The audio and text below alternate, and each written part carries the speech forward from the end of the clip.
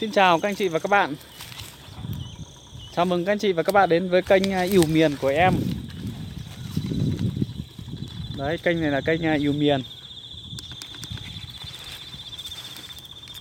Đây em trong cái video clip này, trong cái live stream này thì em sẽ nói tiếng phổ thông nhỉ, để cho mọi người cùng hiểu.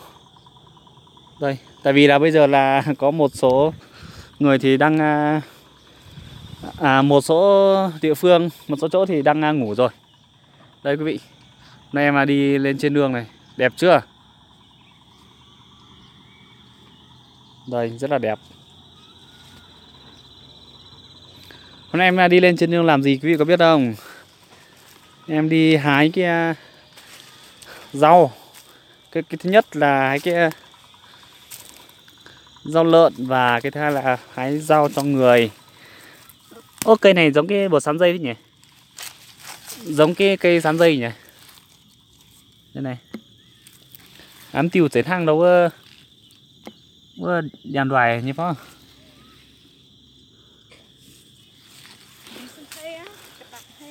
Cái tạm hay. Cái tạm hay.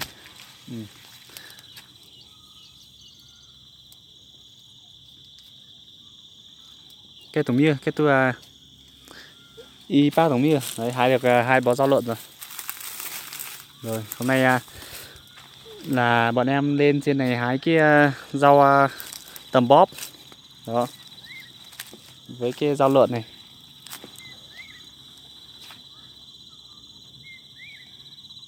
Đầy ngô đây quý vị.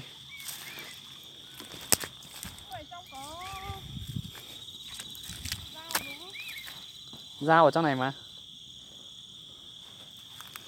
Cây này là cây quế này quý vị này. Em dùng sơ chìa đàng ổ. Đây. Đấy, dùng sơ chìa đàng. Bưa nhẵn tu bên này như dùng quá.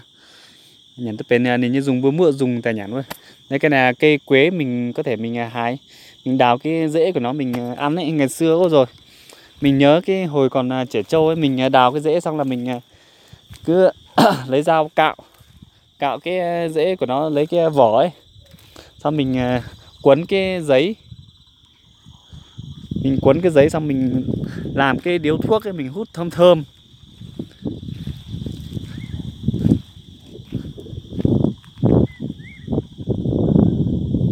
Tổng tiêu lọ. Tiêu chứa có chẳng là bữa chẳng dụ phái bữa cho mình mua nhìn tại mình mua để dùng tại mua để dùng ăn dây này quan bữa cho đó bữa bào tại bữa đó nhìn nòng nhìn như đắp bữa biểu cho bữa cái này biểu cho chơi tại chỗ in chơi bữa đang như bữa lọ.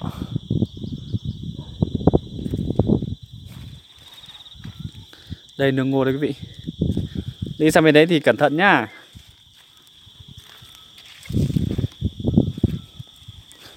Ô, mạng hơi yếu nhỉ.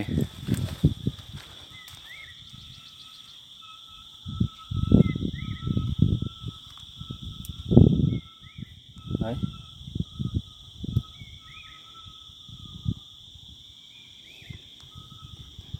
Đây.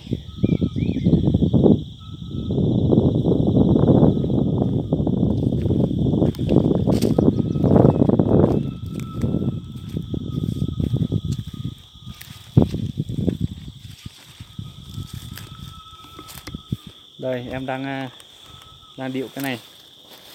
Có cái này đủ. Rau này đủ ăn rồi.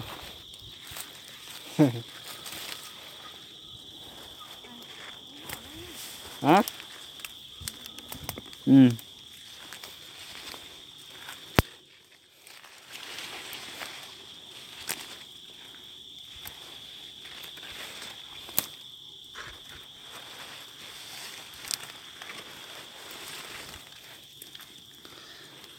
Ô, hái ra.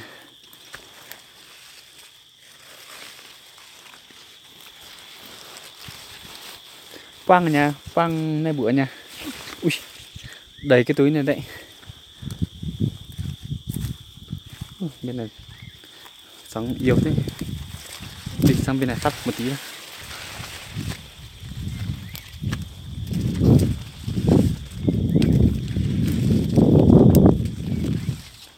phung nặng mày ổ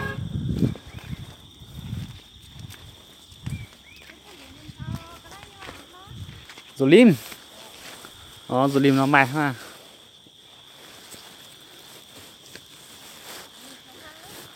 cái này cũng mất tiền tí pa ha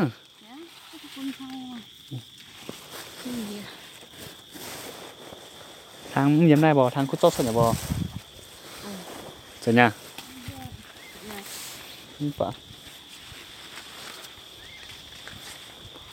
lấy ra rồi đây đâu mà im tiêu nha như chúng ta mình cái lá ạ đang đi hái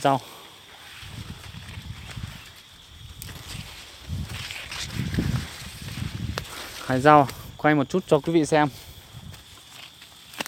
để quý vị biết được cảnh trên vùng cao này như nào.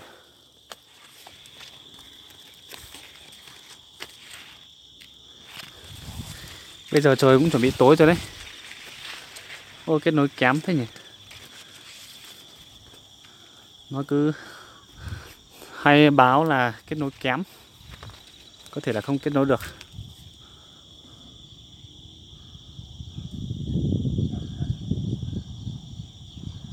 Kết nối rất kém. Đây em hái rau đây quý vị. Đấy. Hôm nay trong cái clip livestream này thì vâng, hôm nay em lên nương thấy kết nối kém nhỉ. Chắc là nó sóng rất là yếu. Hôm nay lên nương hái cái rau tầm bóp. Hái rau tầm bóp với lại cái rau bí này. Cái rau này mình rau bí với đỗ thì mình tự trồng. Còn lại cái rau tầm bóp thì nó mọc tự nhiên. Ở trên nương này nhiều lắm. Đây em hái được một túi đây. Đây này. Đấy, rau tầm bóp này nó cũng ngon. Không biết là ở địa phương khác thì anh em gọi thế nào. Ở trên em thì hay gọi là tầm bóp. Tại vì là mỗi một địa phương thì có một cái cách gọi khác nhau. Nhưng mà em cũng không dám là khẳng định là như thế. Còn đây này. Đây quý vị, cái này là cái dâu. Cái gì nhỉ? Quả mâm xôi này quý vị này. Nó bảo là rất là nhòe. Bảo là kết nối kém. Không biết bây giờ đã đỡ hơn chưa?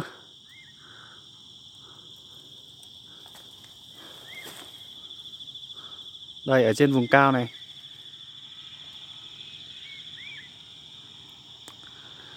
Không biết là bây giờ đã đỡ hơn chưa? Vừa nãy thì kết nối kém.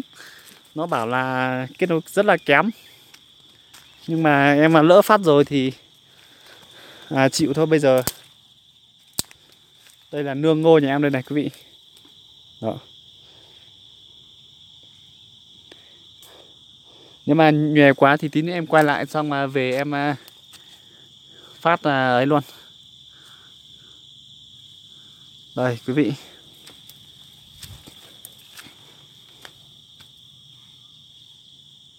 Thế ạ. Cảm ơn bạn nhá, kiến thức hay và chuyện lạ nhá. Vừa nãy em không hiểu tại sao mà nó kém. Nhà mình trồng ngô khá là nhiều. Không phải nhiều đâu, ít thôi. Đây ở bên kia ở bên kia này, xong là xuống dưới này, xong lên cả trên đồi kia nữa. Đây. Đấy, hiện tại là ở cái chỗ em đang đứng nữa.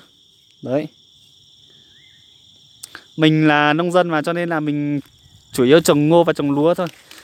Ở đây kết nối khá kém, em đi sang bên kia để quay lại một chút cảnh bên kia cho quý vị xem nhé.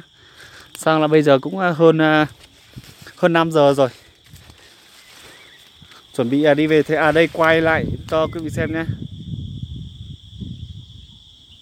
Tại vì em ở trên vùng cao thì tối thì mình mới về được ạ. Kiểu là quen rồi, mình ruộng nương quen rồi ấy đây. Em quay lại một chút cho quý vị xem nhá. Hôm nay em mặc áo dân tộc này. Đó, có thể là quý vị còn chưa thấy cái áo dân tộc của bọn em. Đây. Đó, đây là áo dân tộc với cái túi này. Túi đeo đây quý vị này.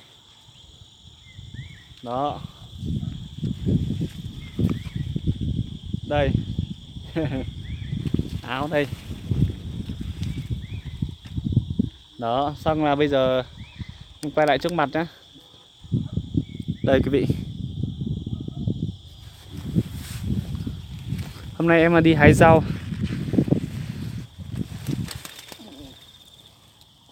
Đây đỗ này quý vị này.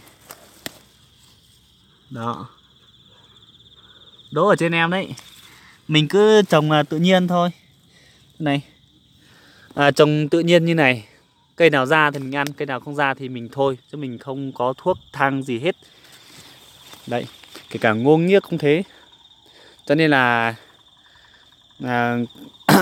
ở trên này thì mọi cái, nói chung ở trên vùng cao thì nó khó khăn, mọi cái còn rất là đắt đỏ. Tại vì là tất cả mọi cái là đều tự nhiên hết mà. Đấy. Đây. Tất cả mọi cái là tự nhiên hết, không cái chất gì cả. Ngô thì còi cọc thì kệ nó. Ở dưới kia dưới kia là là một cái bản này. Một cái bản cũng là bản người Dao đấy. Hôm nào có điều kiện em sẽ đi xuống dưới đấy để mà quay cảnh sinh hoạt ở trong đấy cho anh em xem. Thì với cái kênh này của em ấy chủ yếu là anh em người Dao nên là em ít nói tiếng phổ thông. Mà mình cũng nói tiếng phổ thông không chuẩn cơ. Em nói như này là cũng gọi là cố gắng lắm đấy. Cố gắng lắm mới nói được cái chuẩn như thế này. Chuẩn này là chuẩn đối với em thôi. Còn mọi người thì chắc chắn là nghe thấy em nói là nó không chuẩn rồi đúng không? Tiếng phổ thông thì mình còn còn chưa được chuẩn lắm. Mà đối với em là như thế này là cũng khá lắm rồi. Thế vì mình là ở trên vùng cao, mình ở trên núi mà. Mọi cái mình nói, mình sinh hoạt tất cả mọi cái còn dân dã. Đây. Đi hái rau vừa cho lợn vừa cho người đây này. Hái rau cho người thì em đang đeo rồi. Đấy. Em đang đeo. Còn cái này là cho lợn này quý vị này. Đây. Cái này là cái cho lợn. Đấy. Đây nữa.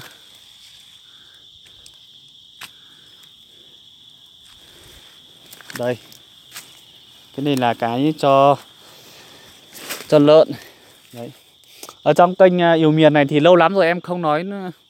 Em không nói cái tiếng phổ thông đấy, mình chủ yếu mình nói cái tiếng địa phương mình thôi. Nên là hôm nay ở trong cái live stream này em cố gắng em nói cái tiếng phổ thông để cho mọi người, những anh chị nào, cô bác nào ngày trước quan tâm chú ý đến kênh của mình từ trước đến giờ ấy thì ít được nghe tiếng phổ thông. Thì hôm nay em quyết định là em sẽ nói tiếng phổ thông ở trong cái lần live stream này để cho tất cả mọi người cùng nghe được.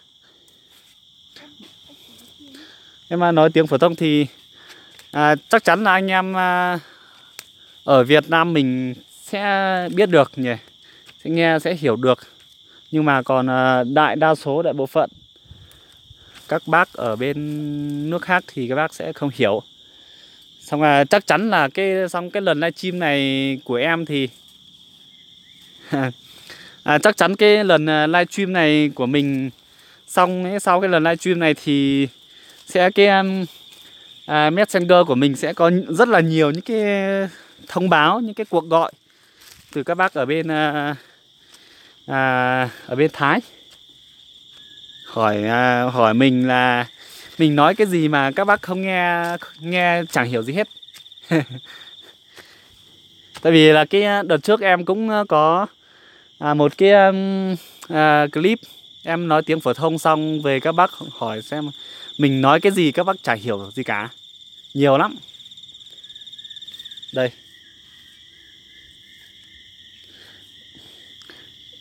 Anh làm bao lâu rồi? Làm cái gì anh ơi, anh Sinh ơi? Trồng ngô à hay là cái gì ạ?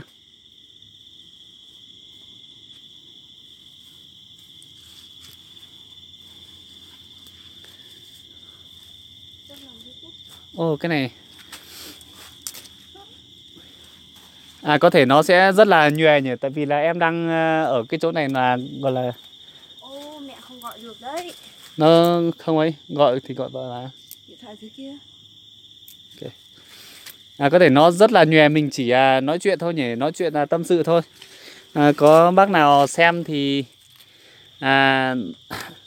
YouTube là anh Sinh. Làm YouTube này thì em làm cũng xem nào được hơn 1 năm rồi đấy. Cái ngày 15 tròn 1 năm. Hôm nay có phải ngày 15 không nhỉ? Đúng rồi. Thế thì hôm nay là tròn đúng 1 năm. Đúng 1 năm hay sao ấy. Các anh có thể xem cái phần giới thiệu của em mà. Ở trong kênh của em nó có cái phần giới thiệu ấy. Có phần giới thiệu xem là ngày lập mà ngày bao nhiêu thì ở trong đấy có thể biết được mà.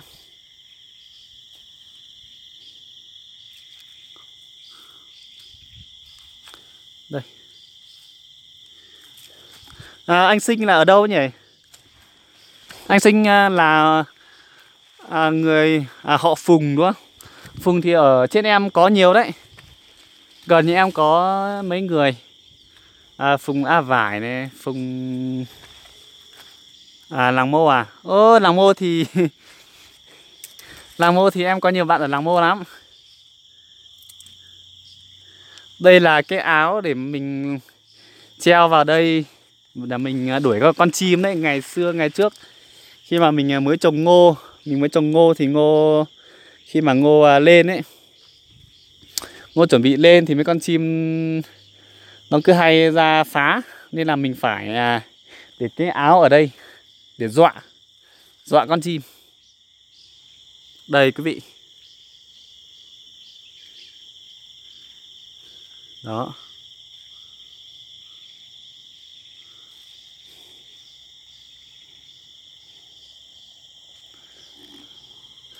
Anh Sinh ở chỗ nào Làng Mô ấy nhỉ? Có phải ở dưới kia, ở dưới nhiều sáng không?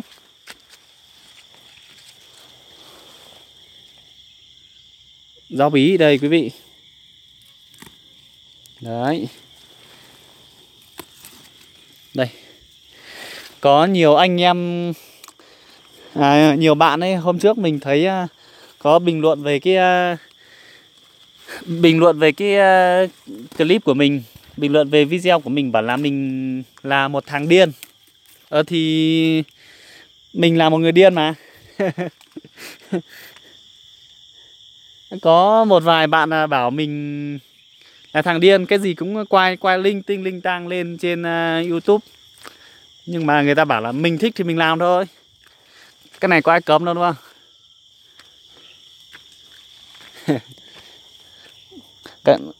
Căn bản là mình quay để mà sau này mình về mình xem lại đúng không? Chứ còn cái khác thì quan trọng gì? Mình làm hài lòng được mình là một con người thì mình chỉ làm hài lòng được là một số người thôi. Chứ còn lại thì làm sao mình làm hài lòng hết được tất cả mọi người. Em thích quay những cái gì vậy về cái cuộc sống hàng ngày, những cái phong tục, những cái truyền thống văn hóa bản sắc của dân tộc Dao. Tất cả những cái gì em có thể làm thì em sẽ quay, xong là cho vào đây hết. Đấy, chủ yếu là về vấn đề mà cuộc sống hàng ngày đấy. Em đi làm ruộng, làm nương, làm đủ mọi thứ trên đời. Làm xong này em lại quay lại hết vào đây. Đấy. Quay lại hết để đây mình giữ làm kỷ niệm. Để mà sau này, giả dụ như sau này mình về già mình còn xem nữa. Đây.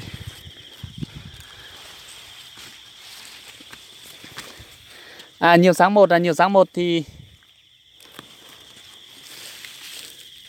nhiều sáng một em ra đấy mấy lần mà mấy thằng ông bạn của em ở đấy ấy.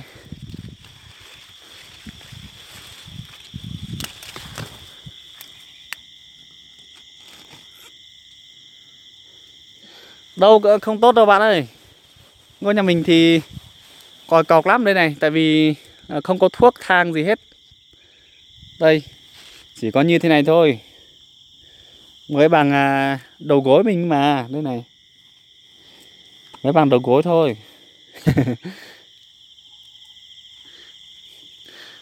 Bây giờ không biết là bây giờ có đỡ hơn không nhỉ? Vừa nãy là sóng nhiễu. Bây giờ không biết là rõ hơn một tí nào chưa?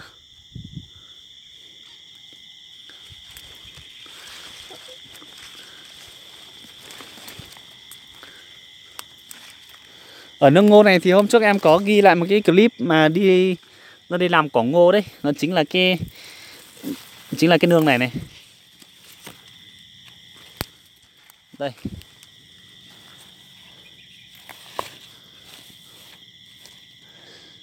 Mình tước như này xong là mấy nữa nó lại ra mà nó đẻ nhiều.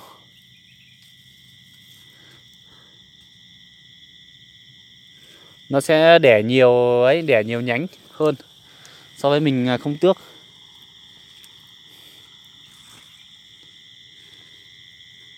À. Thế bạn sinh năm bao nhiêu? Đây.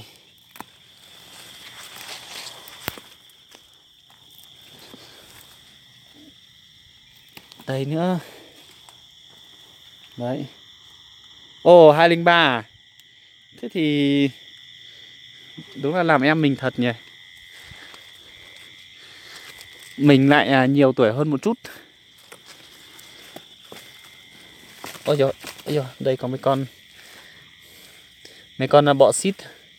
Ở trên mình bọ xít không ăn được, chứ còn ăn được thì mình cho luôn hai con này.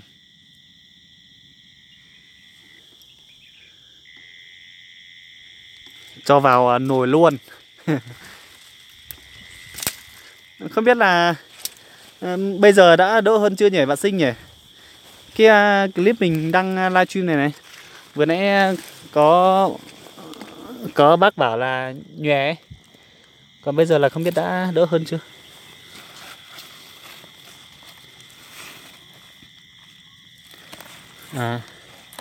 Cảm ơn bạn Sinh nhá. Hôm nào có dịp lên Sìn Hồ mình chơi. Mình ở trên Sìn Hồ, ở trên Tả Phìn mà.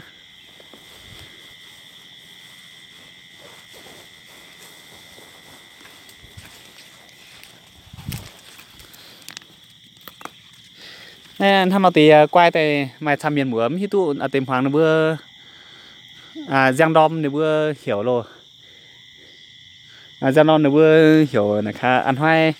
Mày có ăn những bữa giấm hít tụ. Chắc chắn kiểu gì cũng sẽ có bác gọi hỏi mình, gọi hỏi xem mình nói cái gì ấy. Tại vì là ở trong kênh Yêu Miền này thì mình ít khi mình nói cái tiếng phổ thông lắm. Mình chủ yếu mình nói tiếng phổ thông ở trên cái kênh Cuộc Sống Vùng Cao. Mình có một cái kênh Cuộc Sống Vùng Cao ấy. Ở kênh đấy thì mình hay nói chuyện. Bây giờ là có khoảng hơn 200 lượt subscribe. Kênh Cuộc Sống của mình là có 230 mấy. Rồi, cảm ơn nhá, cảm ơn bạn Sinh nhá. Hẹn gặp lại bạn sau. Có anh em nào quan tâm đến kênh Cuộc Sống Vùng Cao thì vui lòng ghé thăm và ủng hộ lại kênh đấy của mình nhá. Bây giờ có hơn 200 lượt subscribe rồi. Ở trong đấy thì mình cũng ghi lại những cảnh ngô, những cảnh ruộng vườn. Mình sẽ ghi lại ở trong đấy, mình ghi lại chi tiết hơn.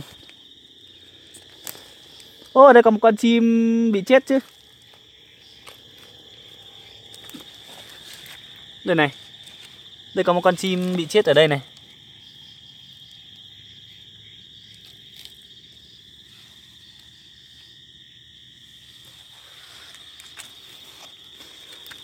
Chim này là chim trà mào đấy, nó bị chết thối rữa hết rồi.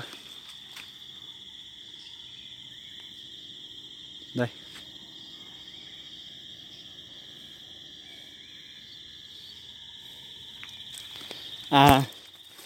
Quý vị chưa thấy cây tầm bóp nhỉ? Chỉ thấy em nhặt là rau bí thôi nhỉ? Em đi xuống dưới này em nhận một ít cái rau tầm bóp. Chỉ một ít cái rau tầm bóp cho quý vị xem. Đây. Đây quý vị này, tầm bóp đây này. Đây rau tầm bóp đây quý vị. Đó. Đây là cái rau tầm bóp này. Rau này thì ăn thì ngon vô đối luôn. Mình ăn thì vừa đắng lại vừa ngọt. Chính là cái rau này này. Xong chưa, chuẩn bị về thôi nhỉ? Hả?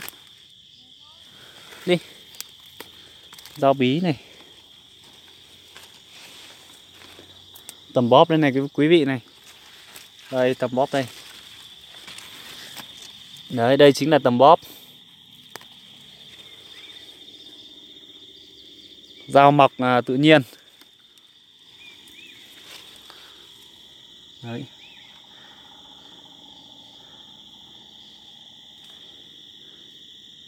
Nếu mà có anh chị em, bạn bè, cô bác nào đang xem thì vui lòng ủng hộ em nhá. Vui lòng ủng hộ em bằng cách nhấn like nhá. Nhấn nút like để ủng hộ em, để em còn ra nhiều cái clip ý nghĩa hơn. Đó.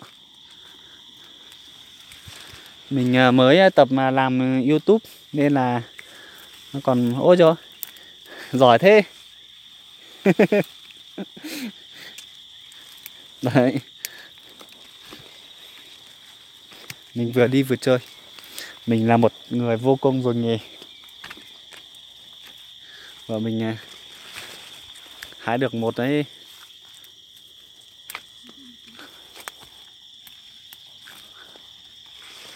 Đây là một cái hố nước này.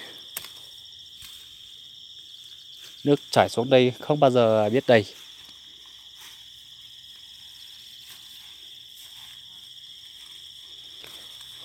Rồi mấy con này nhiều thế.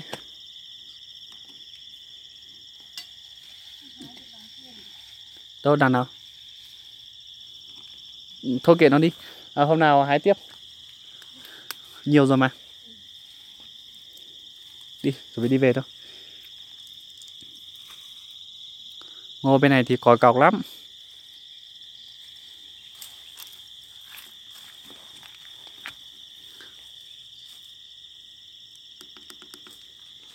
Đây. Đó.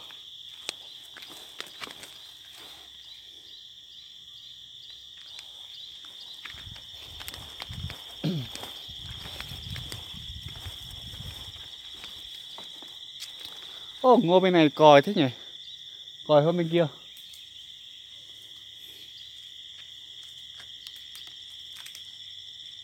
Đi xuống xem mẹ có gọi không? Ừ.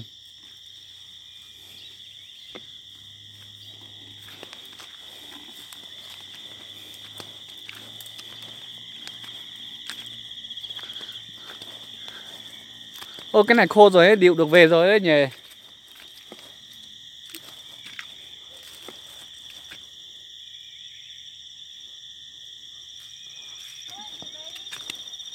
Thôi hôm nào mang dây về điệu.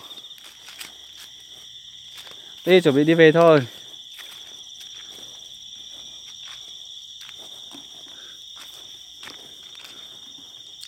Đó, cảm ơn tất cả quý vị đã quan tâm và theo dõi cái clip này nhá. Một lần nữa xin chào tạm biệt và hẹn gặp lại. Hôm nay là em nói tiếng phổ thông, còn sẽ còn một cái thời gian khá dài nữa em sẽ không nói tiếng phổ thông ở trong kênh này, nên là mong quý vị thông cảm.